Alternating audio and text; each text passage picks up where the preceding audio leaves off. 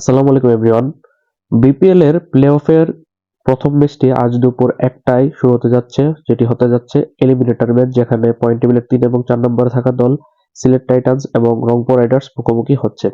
League পর্বের সবশেষ দুই ম্যাচে দুটাতেই ঢাকা এবং নোয়াখালীকে হারিয়ে 12 ম্যাচে 12 পয়েন্ট নিয়ে পয়েন্ট টেবিলের 3 নম্বরে থেকে প্লে অফ নিশ্চিত করেছিল রংপুর রাইডার্স দল। এখন তাদের প্রতিপক্ষ হচ্ছে সিলেট এবং এই ম্যাচটি কিন্তু ডু অর ডাই ম্যাচ। এখন এই সিলেট টাইটান্সের বিপক্ষে ডু অর ডাই ম্যাচে রংপুর রাইডার্সের সম্ভাব্য একাদশে কয়টা পরিবর্তন হতে পারে এবং একাদশটা কিরকম হতে পারে সেটি নিয়ে আজকের এই ভিডিওতে কথা বলবো। রংপুর রাইডার্স দলের একটা ছোট একটা ইতিহাস একটু আপনাদের জানিয়ে রাখতে চাই, সেটা হচ্ছে 2023 বিপিএলে তারা প্লে অফে কোয়ালিফাই করেছিল। কোয়ালিফাই করার পর তারা এলিমিনেটর ম্যাচ জয়লাভ করে দ্বিতীয় কোয়ালিফায়ারে হেরে তারা ফাইনাল রেস থেকে ছিটকে গিয়েছিল। 2024 বিপিএলে তারা প্লে অফে কোয়ালিফাই করেছে এবং প্রথম কোয়ালিফায়ার এবং দ্বিতীয় কোয়ালিফায়ার হেরে তারা ফাইনাল রেস থেকে ছিটকে যায়। সবশেষ গত বিপিএল অর্থাৎ 2025 বিপিএলে তারা প্লে অফে কোয়ালিফাই করেছে এবং সেখানে গিয়ে তারা এলিমিনেটর ম্যাচে খুলনা টাইগার্সের কাছে হেরে কিন্তু তারা ফাইনাল রেস থেকে ছিটকে গিয়েছিল। টানা 3টা বিপিএলে তারা প্লে অফে উঠেছে কিন্তু ফাইনালে উঠতে পারেনি। আবারও তারা প্লে অফে উঠেছে, কিন্তু এবার তারা আবারও এলিমিনেটর ম্যাচই খেলবে, যেটা একটা নকআউট ম্যাচ সিলেট টাইটান্সের বিপক্ষে। দেখার বিষয় তারা সেই প্রথাটা, ফাইনালে না যাওয়ার যে সবশেষ 3 বিপিএল এর প্রথাটা, সেটা ভাঙতে পারে কিনা। তো চলুন তাদের একাদশটি কিরকম হবে সেটা নিয়ে আলোচনা করা যাক। সবশেষ দুই ম্যাচে যেহেতু তারা জিতেছে, সেই হিসাবে তারা তাদের উইনিং কম্বিনেশন বেশি একটা বদল করতে চাইবে না। তারপরে তাদের একাদশে দুইটা পরিবর্তন হতে যাচ্ছে, একটা দেশি এবং একটা বিদেশি। সবশেষ ম্যাচে তাদের ব্যাটসম্যানদের বেশি ব্যাটিং করার প্রয়োজন পড়েনি, কারণ তারা 8 উইকেটের বড় ব্যবধানে জিতে গিয়েছিল। তাদের দুই ওপেনার দাউদ মালান এবং তাহিদ হৃদয়, এই দুইজনকেই নিয়ে একাদশে মাঠে নামবে সিলেটের এগেইনস্টে রংপুর রাইডার্স, এটা মোটামুটি নিশ্চিতই। কারণ গত ম্যাচে তাহিদ হৃদয় কিন্তু নোয়াখালীর এগেইনস্টে একটা দুর্দান্ত একটা সেঞ্চুরি করেছে, 63 বলে 109 রান করেছে, সে তো থাকছেই।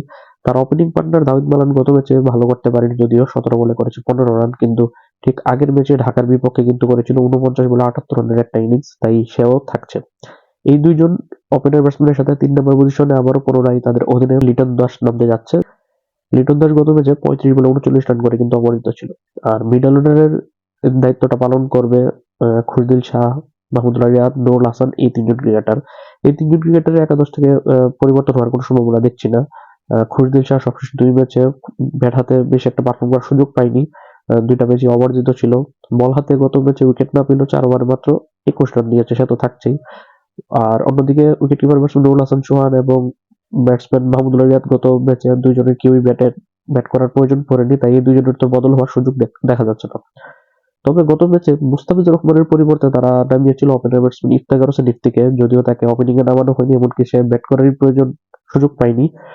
তবে আবারও ব্যাটিং করার সুযোগ না পেয়ে আবারও দল থেকে সে বাদ মারতে যাচ্ছে, কারণ মুস্তাফিজুর রহমান যদি কোনো ইনজুরি সংখ্যার কারণে তাকে বাদ না দেওয়া থাকে আগের ম্যাচে, তাহলে সে আবারও পুনরায় একাদশে ফিরবে। এমনও হতে পারে ইফতেখার হোসেন ইফতিকে তারা গত ম্যাচে খেলিয়েছে, যেহেতু তারা বিপিএল কোনো ম্যাচ দিতে পারেনি, এই কারণে হয়তো তারা মুস্তাফিজকে রেস্ট দিয়ে খেলিয়েছে। যদি বিশ্রামই মূল কারণ হয়ে থাকে, সেক্ষেত্রে মুস্তাফিজুর রহমান আবারও পুনরায় ইফতেখার হোসেন ইফতিকের জায়গাতে একাদশে ফিরবে। বিদেশি অলরাউন্ডার ফাহিম আশরাফ তার পাকিস্তান সিরিজ শেষ করে এসে দলের সাথে জয়েন করেছে। এর মধ্যে সবশেষ দুই ম্যাচে তার পারফরমেন্সটা ভালো হয়নি।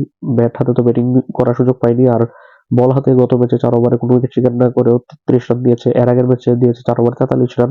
সেই হিসাবে তো ফাহিম আশরাফ ভালো করতে পারছে না। তবে ফাহিম আশরাফ কিন্তু এই দলের শুরুর দিকে সেরা বোলার ছিল, বিপিএল হাইয়েস্ট উইকেট শিকার ছিল। এবারে বিপিএল শুরুর দিকে সে তো থাকছেই।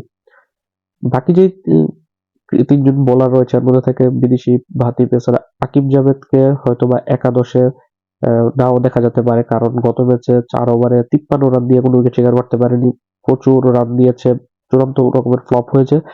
তারা আকিব জাভেদকে তো রাখবে না, তার জায়গাতে তারা একাদশে আবারও আনবে। সেখানে আকিব জাভেদের জায়গাতে তারা চাইনাম্যান বোলার সুফিয়ান মুকিমকে তারা একাদশে খেলাবে, কারণ আকিব জাভেদ চেঞ্জ হলে তাদের জন্য ব্যাটার অপশন হচ্ছে বোলার এই সুফিয়ান মুকিমি।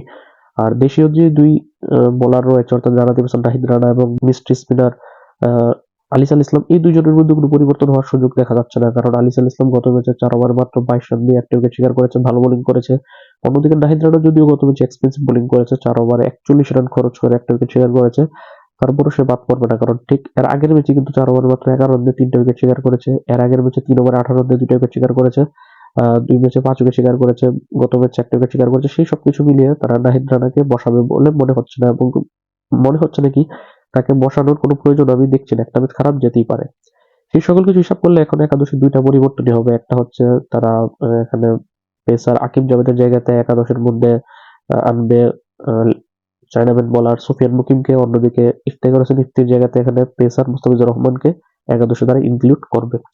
সেই হিসাব করলে তাদের একাদশটা হবে এরকম: ওপেনিং এ দাউদ মালান, তাহিদ হৃদয় ৩, লিটন দাস ৪, খুরদিন শাহ ৫, মাহমুদুল্লাহ ৬, নুরুল হাসান সোহান ৭, ফাহিম আশরাফ ৮, ৯, ১০, ১১তে নামবে pacer Nahid Rana, Mustafizur Rahman, mystery spinner Aliss Islam এবং চায়নাম্যান বোলার সুফিয়ান মুকিম। এই একাদশের মধ্যে আপনারা খেয়াল করলে দেখতে পারবেন ১ থেকে ৭ পর্যন্ত, অর্থাৎ তাহিদ হৃদয়, দাউদ মালান, লিটন দাস, নুরুল হাসান সোহান, মাহমুদুল্লাহ রিয়াদ, ফাহিম আশরাফ, খুরদিন শাহ ৭ জন হচ্ছে ব্যাটসম্যান। মানে ব্যাটিং এর দায়িত্বটা তাদের কাছে। এর পাশাপাশি কিন্তু তাদের দলে বোলিং এ অনেকগুলো বৈচিত্র্য রয়েছে। এই দলের মধ্যে ডানহাতি পেসার নাহিদ রানা, বাঁহাতি পেসার মুস্তাফিজুর রহমানের সাথে আছে ডানহাতি মিডিয়াম পেসার ফাহিম আশরাফের সার্ভিস তারা পাবে, অর্থাৎ ৩টা পেসার পাচ্ছে তারা।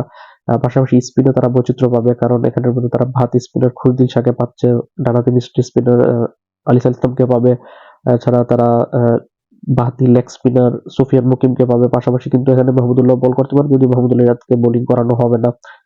তাই তাদের দলে কিন্তু মাহমুদুল্লাহকে ছাড়াই ৬টা ভালো অপশন আছে, ৩টা পেস অপশন এবং ৩টা স্পিন অপশন তো আছে। এবং আমি মনে করি এই একাদশটি তাদের জন্য যথার্থ, তাদের সিলেট টাইটান্স এর জন্য ভালো একটা প্রতিরোধ গড়ার জন্য।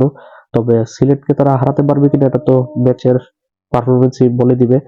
তবে আপনাদের কাছে কি মনে হয়, সিলেট এবং রংপুর এই ২ দলের ম্যাচের মধ্যে কোন দলটা এগিয়ে থাকবে? আপনার মতামত অবশ্যই জানাবেন। পাশাপাশি কোন রংপুর রাইডার্স এর একাদশ কিরকম হতে পারে এবং কয়টা পরিবর্তন হতে পারে, অবশ্যই আপনার প্রেডিকশনটা বা আপনার এক পছন্দের একাদশটা অবশ্যই কমেন্টে জানাবেন। আল্লাহ হাফেজ।